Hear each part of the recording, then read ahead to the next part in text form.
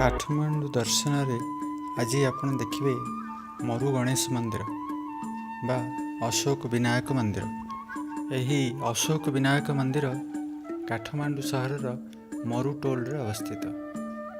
यह काठमांडू दरबार स्क्वायर बहुत पाखरे मरु टोल रे अवस्थित होइथिबारु यहाकू मरु गणेश मंदिर मध्य कहती बा मरु गणाधेय अशोक विनायक मंदिर मध्य कहती। यही मंदिर चारिपटे सुनेली रंगर रड रे बाड़ सब दिखाई। मंदिरटी एते बड़ नुह किंतु छोट हेले मध्य यह गोटे गहलिया जगार छक उपर अवस्थित। तेणु प्रतिदिन बहुत लोक एठी मंदिर दर्शन करने को आसती।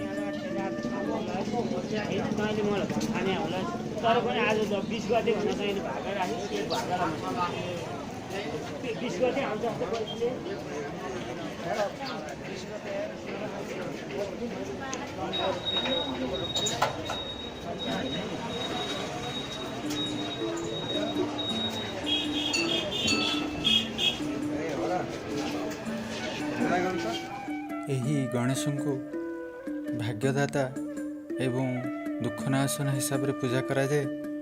शोक बा दुख को विनाश करुथिबारु यहाँ ना अशोक विनायक। यही गणेश मंदिरटी काठमांडू थिबा चारोटी बहुत पुराना गणेश मंदिर मध्यरु गोटी। अन्य तीनोटी गणेश मंदिर है चंद्र विनायक, सूर्य विनायक एवं जल विनायक। यही ठाकुर को हिंदू धर्मर लोक एवं बौद्ध धर्मर लोक उभय पूजा करती।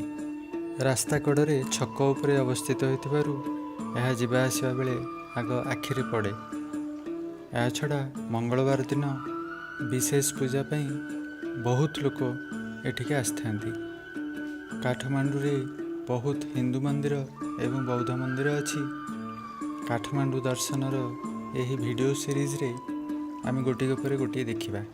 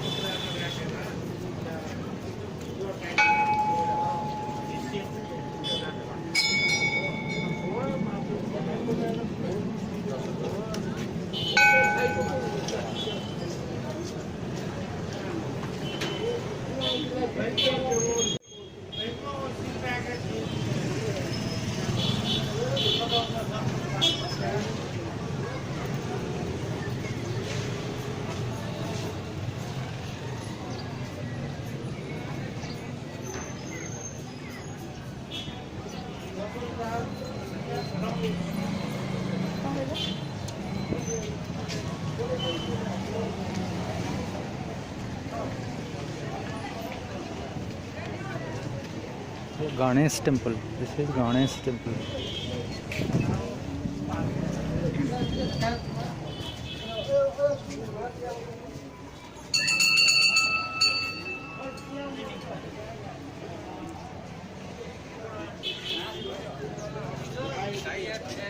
कौन कुछ